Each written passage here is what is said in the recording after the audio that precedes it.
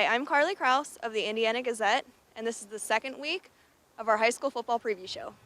We're reporting this week from Blairsville High School, where the Bobcats are preparing for Friday night's matchup against Marion Center. Blairsville and Marion Center enter the third week of the season looking for their first win.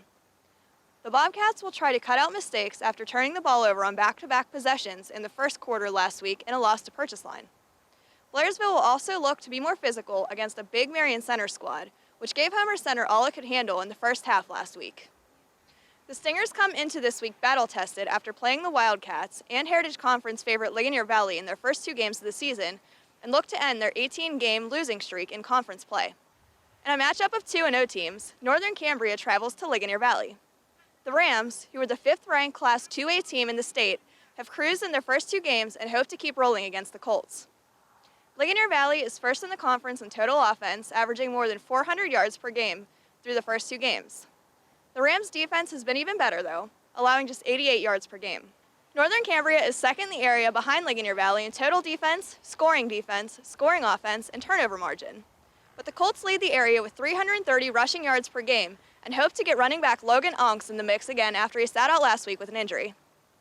Homer Center plays host to Salzburg, with the Wildcats coming in at 2-0 and the Trojans coming in at 0-2. Salzburg got blown out by Ligonier Valley last week and will face another tough matchup against the Wildcats, who are the fifth-ranked team in the state in Class 1A. Homer Center's Jesse Lee and Mike McCracken teamed up last week to rush for 300 yards and 3 touchdowns as the Wildcats pulled away from Marion Center in the second half. Lee leads the area in rushing with 220 yards and in scoring with 5 touchdowns. After a come-from-behind win over West Shamokin last week, Penns Manor looks to use that momentum against United. The Comets and Lions are 1-1 and have each struggled at times on defense. United hopes to get back on track this week after getting banged up by Northern Cambria. West Shamokin travels to Purchase Line, with one team coming off a confidence-boosting win and the other coming off a deflating loss. Purchase Line beat Blairsville 35-6 last week, capitalizing on 2 miscues by the Bobcats in the first quarter. The Red Dragons will try to keep their defense tight against the Wolves, who will enter the game hungry after letting one get away against Penns Manor last week. West Shamokin has completed just 4 passes through the first 2 games. In the WPIAL, Indiana struggled in the early going of its season-opening 47-31 loss to Laurel Highlands, but the Indians started to pull it together in the second half.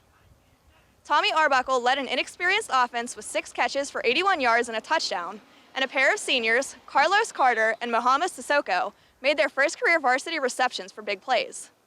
The Indians will need each of their playmakers to step up Friday when they begin Northwest 9 conference play against Montour, which racked up 298 rushing yards in a 42-21 victory over Newcastle.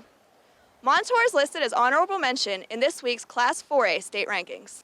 Apollo Ridge, off to a 2-0 start behind senior quarterback Kyle Fitzroy in a dynamic freshman class, looks to keep it going in a non-conference game against Beaver Falls, which was shut out 36-0 by Aliquippa last week. The Vikings whipped Deer Lakes 34-21 in their Allegheny Conference opener.